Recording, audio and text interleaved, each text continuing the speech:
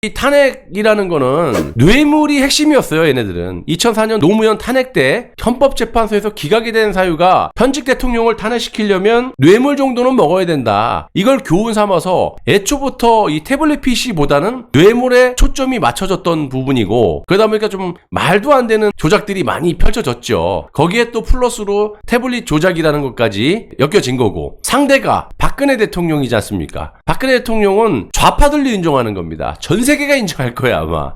국내 뭐든 박 대통령만큼 청렴한 분이 없기 때문에 이런 분에게 뇌물죄를 뒤집어 씌우려다 보니까 얼마나 조작 날조가 난무했겠습니까? 그렇잖아요. 그래서 그런 부분은 오늘 좀 다루려고 간단하게, 이제 앞으로 좀 이런 걸도 또 집중적으로 좀 다뤄야 될 것이고, 태블릿 PC는 아시다시피 진실이 다 밝혀졌어요. 조작된 진실이 밝혀졌기 때문에 언제든지 박근혜 대통령께서 마음만 먹으시면 해소가 될 문제입니다. 다만 핵심 두 가지 중에 하나 남은 게 이제 K미르스포츠재단 뇌물, 대기업에서 재단 출연금을 박 대통령께서 수백억 원을 지시해서 뜯어내려 했다. 이거를 풀어야 되는데 이거를 풀 사람이 없어요. 이 K미르스포츠재단 반쪽 명예 회복은 필요 없어요. 완벽하게 거의 뭐 80-90% 이상은 우리가 풀어야 되기 때문에 그 나머지 절반이 K미르스포츠재단 안종범발, 그거에 대해서 오늘 좀 말씀을 좀 드리려고 합니다. 탄핵의 핵심 두 가지 중에 K스포츠, 미르재단의 재단 출연금에 대해서 좀 다뤄보려고 합니다. 물론 이 탄핵 주범이 됐던 공범이 됐던지 간에 태블릿 PC 하나만으로는 안 돼요. 너무나 광범위한 조작 공모자들이 많기 때문에. 그리고 그것도 중요하지만 우리가 컨텐츠로 다루는 가장 본질적인 부분은 박근혜 대통령의 억울한 부분을 만천하에 알려서 명예회복을 하겠다, 이거지 않습니까? 그래서 이 사건도 매우 중요하다, 이렇게 보고 있는 겁니다. 자, 이제는 아시는 분들은 어지간히 이제 다 알고 계시겠지만 재단 출연금의 주범은 박근혜 대통령이 아닌 안종범과 서울 최대 동문들, 즉 사기꾼 고용태, 차은택, 박헌영 등의 작품이었다, 이겁니다. 안종범과 차은택은 2014년 UAE에 출장을 함께 가면서 돈독해진 관계로 알려져 있고요. UAE 출장 때 대머리 차은택과 동행한 인물이 바로 자신의 신복이자 훗날 미르재단 사무총장이 되는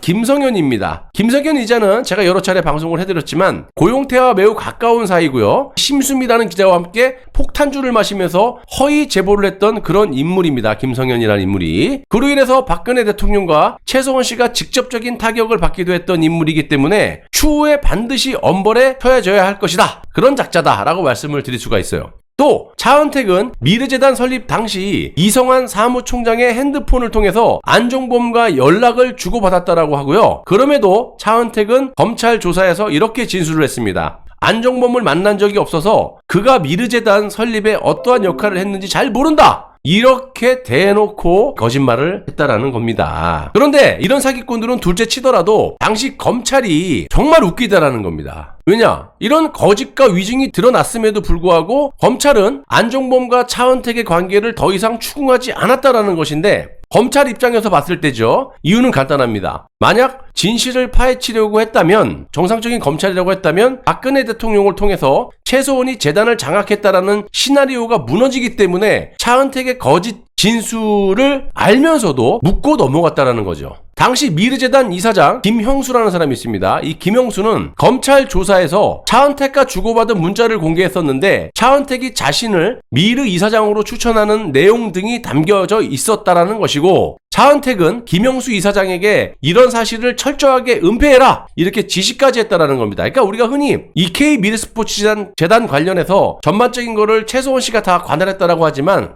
아니에요. 간단하게 말씀드리면 안종범이 다 자기 인맥들이나 이런 사람들 자기가 다 섭외하고 자기가 자르고, 하다못해 차은택이라는 인간도 이런 식으로 은폐하라고 지시하고 막 이렇게 하지 않습니까? 그리고 또 한 사람, 최소원의 인맥으로 알려진 고영태 역시 실제로는 차은택의 인맥이라는 겁니다. 최소원의 인맥이라고 할 수 있는 이 김희종 행정관 아시죠? 김희종 행정관에게도 제가 확인을 해보니까 본인이 알고 있는 것도 지금 제가 말씀드린 거하고 똑같다, 최소원의 인맥은 아니다, 이렇게 확인을 했습니다. 아무튼 이 둘은 차은택의 회사인 아프리카 픽처스 2층에 합자회사 고원기획을 설립해서 운용을 하고 있었고, 고용태는 차은택에게 최소원을 소개시켜줬다고 합니다. 그러니까 이게 맞는 거죠. 차은택은 자신의 회사 근처 테라로사 커피숍에서 고용태 등과 자주 회의를 했었다라고 전해져 있고요. 차은택은 검찰 조사에서 좀 전에 말씀드린 테라로사 커피숍의 주인이 최소원이라고 거짓말을 또다시 하게 됩니다. 자신의 회사 아프리카 피처스에서 고용태와 공동회사 고원기획 그리고 K스포츠 미르재단 관련 회의를 해온 이 테라로사 커피숍이 모두 한 영역에 한 동네에서 존재했다면 누가 보더라도 재단의 실세는 차은택이 될 수밖에 없기 때문에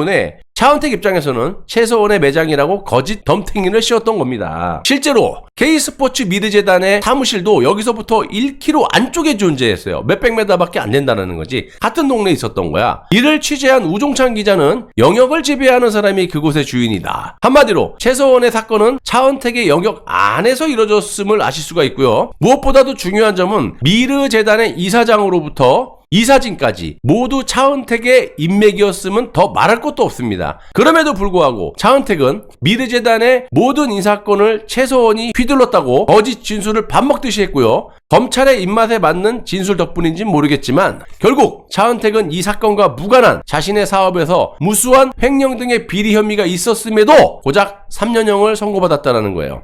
비단 이 인간뿐이겠습니까? 검찰 특검에 협조한 안종범, 장시호, 김한수 등등등 제대로 된 수사나 처벌을 받지 않았다는 것이고, 오히려 탄핵 정국 당시에 보시면 문여표 보건복지부 장관이라든지 여러 대기업 총수들이 진실을 말한 대가로 어떻게 됐어요? 감옥에다 끌려가는 일도 다반수였습니다. 결국 K스포츠 미르재단 설립 문제는 안종범과 전경련이 자금 마련, 또 차은택은 실무 기획, 고용태가 손발이 돼가지고 움직였고 최소원은 주변인에 불과했던 것인데 이 모든 것을 박근혜 대통령과 최소원에게 덮어 씌웠던 겁니다. 자, 그런데 이런 사기를 검찰이 공모해서 했던 것도 큰 문제지만요, 당시 청와대의 대응이 이해가 안 간다는 거예요. 문제는 한겨레 최소원이 K스포츠 미르재단 장악이라는 매우 악의적인 폭로 보도 이후 청와대가 보였던 대응 행태인데요. 당시 청와대의 정연국 대변인은 기자들의 질문에 이렇게 얘기를 합니다. 언급할 가치가 없다. 이렇게 소 닭 보듯이 했다라는 거야. 이런 청와대의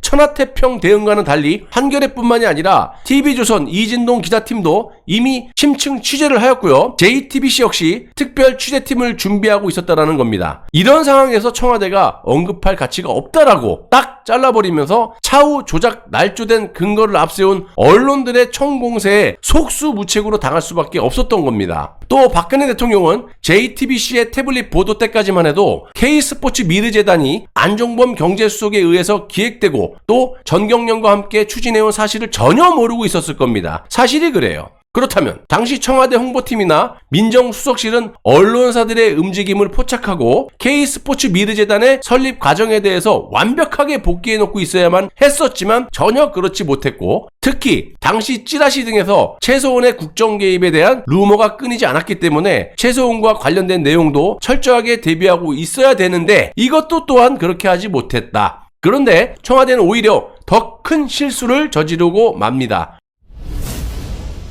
JTBC가 펴놓은 덫에 이원종이라는 당시 청와대 비서실장이 딱 걸려들었다는 사실이에요. 한겨레 보도 이후 모든 언론은 최소원의 K스포츠 미르재단 설립을 넘어서 전방위로 국정 개입을 했다, 이런 이슈를 확대해서 확인되지 않은 기사들을 무차별적으로 쏟아내기 시작했습니다. 하지만 정확한 증거가 뒷받침된 기사는 거의 없었고요. 청와대는 그렇게 하루 이틀 시간만 보내면서 언론의 KO 펀치를 피해가면서 버티는 정도였고, 그러다가 2016년 10월 19일 JTBC 심수미 기자가 20살 정도의 차이의 반말, 최소원과 고용태, 측근이 본 최순실 고용태라는 보도를 내보내게 됩니다. 이뿐만이 아니라 심수미는 JTBC 단독으로 최측근의 증언, 최순실, 대통령 연설문 고치기도, 이렇게 사기꾼 고용태와 김성환과의 폭탄주를 2시간가량 마시면서 들은 거짓 내용들을 아무런 팩트체크도 없이 막 씹어내댔던 거예요. 그 대가로 어떻게 했습니까? 올해의 여기자상까지 받았던 그런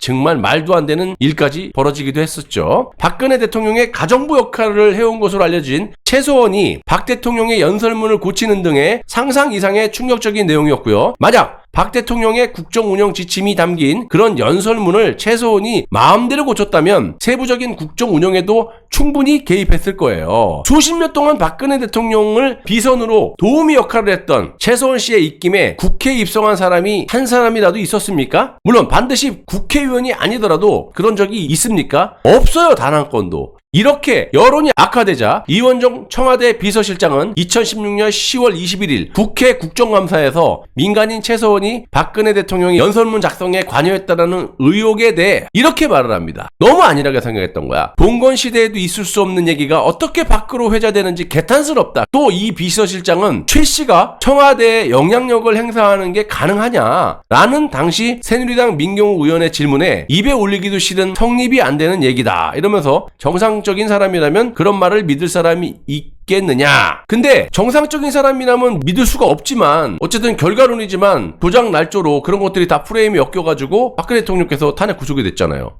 아무튼 시스템으로 성립 자체가 안 된다 이렇게 강조를 했는데 그럼 뭐합니까? 당시 탄핵은 원칙이 중요시 되지 않는 싹 다 조당 날조로 결국 죄 없는 현직 대통령이 탄핵 구속이 됐습니다. 아무튼 당시 태블릿을 이미 확보하고 있었다라는 JTBC 측에서는 이원종 비서실장의 이런 발언 이후에 이제 태블릿 보도를 마음 놓고 해도 되겠구나 라는 확신이 들었다라고 할 정도였으니까 뭐 말할 게 있겠습니까? 한마디로 청와대의 대응이 너무 안일했다 이렇게 말씀드릴 수가 있고, 오죽했으면 JTBC에서 이제부터는 마음 놓고 날조 보도를 해도 되겠구나 라는 느낌을 받을 정도니까 뭐 더 이상 말할 것도 없습니다. 자, 언론이 전한 고영태 발언과 이원종 청와대 비서실장의 국회 답변은 훗날 정확한 사실이 아닌 것으로 드러났지만 박근혜 대통령은 죄가 없는 게 밝혀졌는데 아직 뭐가 변한 게 있습니까? 다 끝났는데 벌써. 이 둘의 발언은 결국 JTBC의 본격적인 태블릿 조작 보도의 기폭제가 되고 만 겁니다. 결론적으로 K스포츠 미르재단의 출연금 사기극은 박근혜 대통령과는 전혀 상관이 없는 안종범, 전경련이 주축으로, 이 두 사람의 주축으로 아래 떨거지들, 즉 한국 최대 동문들 고영태, 차은택, 박헌현 등등등이 공모해서 박근혜 대통령의 조남을 팔아가지고 전경련의 자금 마련을 위한 대사기극이다. 이런 점을 여러분들께 명확하게 밝혀드리고, 태블릿 PC도 역시 다 진실이 밝혀졌다시피 박 대통령하고는 최소원 씨하고는 아무런 관련이 없는 거야. 그렇기 때문에 여러분들이 이 두 가지의 진실을 머릿속에 쏙쏙 넣어두시기를 바랍니다.